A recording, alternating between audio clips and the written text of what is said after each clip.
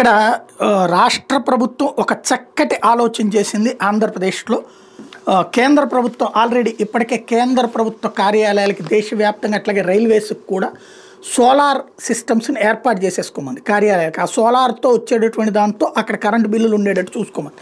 ఇప్పటికే ఆ ప్రక్రియ ప్రారంభమైంది. ఇప్పుడు ఆంధ్రప్రదేశ్లో ఆ ప్రక్రియకి అడుగులు వేస్తున్నారు. అన్ని ప్రభుత్వ కార్యాలయాల దగ్గర సోలార్ ప్యానెల్స్తో ఏర్పాటు. ఇది ఆయా కార్యాలయాలే చూసుకోవడమా, లేకపోతే ఏదైనా సంస్థకు ప్రైవేట్గా అప్పచెప్పడమా? సంస్థకు ప్రైవేట్గా అప్పచెప్తే వాడు తింటాడు జీవితకాలం. అది కాకుండా ప్రభుత్వం డబ్బులు ఇచ్చేస్తే సరిపోతుంది, లేదా ఏ బ్యాంకులోనో తీసుకోమంటే సరిపోతుంది. ఈ అద్దెకు కట్టే డబ్బులో లేకపోతే కరెంటు బిల్లుకి కట్టే డబ్బులు, అంటే అద్దెకు కాదు కరెంటు బిల్లుకి కట్టేటటువంటి డబ్బులు ఏదో వాళ్ళకి ఇచ్చుకుంటే సరిపోతుంది శుభ్రంగా.